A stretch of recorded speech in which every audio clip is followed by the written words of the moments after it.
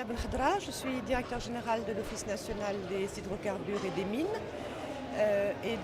En tant qu'acteur dans le secteur de l'énergie, nous sommes très concernés par les problématiques du changement climatique, puisque comme nous le savons tous, l'énergie contribue à 70% des émissions de gaz à effet de serre.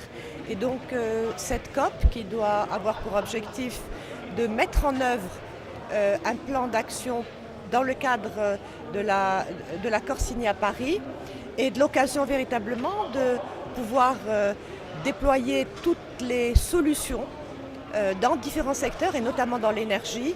Et le Maroc est un exemple probant aujourd'hui grâce à la politique menée conformément aux orientations de Sa Majesté pour le développement volontariste des énergies renouvelables.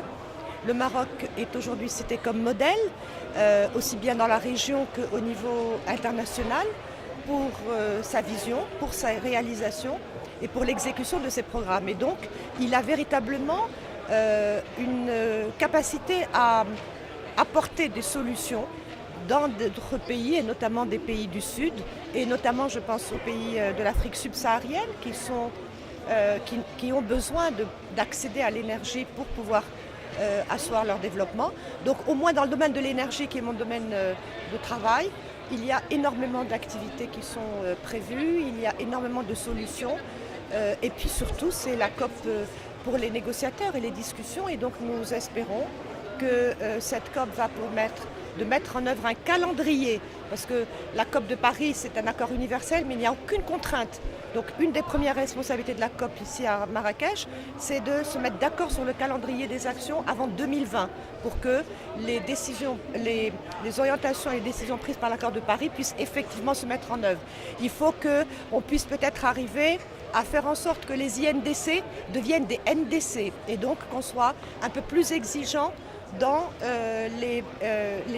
ces contributions volontaires, et peut-être même que certains augmentent leurs objectifs, parce qu'aujourd'hui, même avec toutes les INDC regroupées, nous n'aurons pas 1,5 degré d'ici 2050 ou avant 2100. Donc, il y a encore beaucoup d'enjeux. Et puis surtout, c'est une COP où il va falloir trouver et proposer des solutions pour les problèmes de financement dans les pays du Sud, et notamment pour l'Afrique qui a un grand besoin.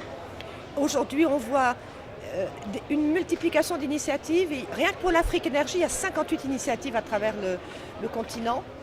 Il y a des besoins. L'Afrique est le continent le moins électrifié.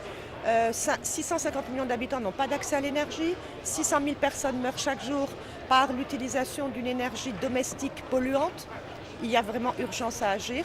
Et il faut que cette COP puisse apporter ou trouver des plateformes qui vont regrouper les financiers, les institutions multilatérales, tous les porteurs de financement avec les États, les acteurs publics et privés, pour véritablement mettre en œuvre les programmes sur le terrain. Et ces programmes sont de différentes natures. Il n'y a pas que les grands projets d'infrastructure qui sont très consommateurs d'investissements et de milliards de dollars. Il faut des solutions simples et faciles pour les problèmes locaux, dans les petits villages, dans les zones reculées, dans les zones montagneuses, il y a des solutions aussi nationales, et il y a aussi des problèmes d'infrastructures régionales. Quand on peut par exemple partager une infrastructure hydroélectrique sur un grand fleuve et qui est à cheval sur 2-3 pays, il y a beaucoup de cas dans notre continent. Quand on peut bénéficier par exemple de production de gaz à partir d'un pays qui est producteur, mais alimenter d'autres pays voisins. Et donc il y a une multitude de solutions. Il faut aujourd'hui accompagner ces pays du Sud dans la dynamique de financement. C'est la pierre angulaire de la problématique d'accès à l'énergie dans les pays qui en manquent encore.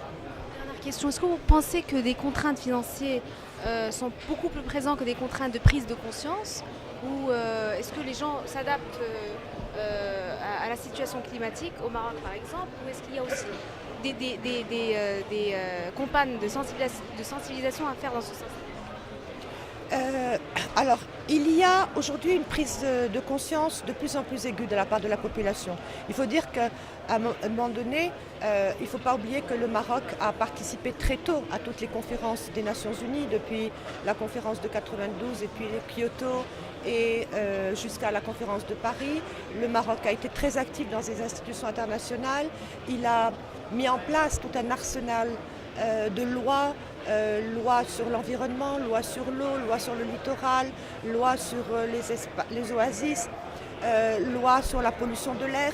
Et donc on a un arsenal, on a une mise en œuvre, on a des institutions, et je voudrais citer nommément la fondation Mohamed VI pour l'environnement, présidée par son Altesse royale la princesse Leila Hasna, qui depuis plus d'une décennie agit de manière active sur des problèmes cruciaux, dont ceux de l'éducation, parce que sans éducation, vous n'aurez pas une population sensible à la préservation de l'environnement, qui travaille également sur les problèmes du littoral, qui travaille sur les problèmes des oasis, qui a fait un travail extraordinaire de réhabilitation de nombreuses installations.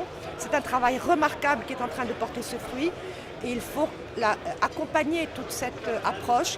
Il faut que, au-delà de ces actions, tous les Marocains se sentent concernés, que dans nos écoles publiques, dans l'éducation primaire, la notion de l'environnement soit inculquée à nos enfants. C'est la seule manière de rendre les gens responsables parce qu'il faut changer les habitudes, il faut changer les comportements et ce changement ne peut se faire que par l'éducation et la sensibilisation.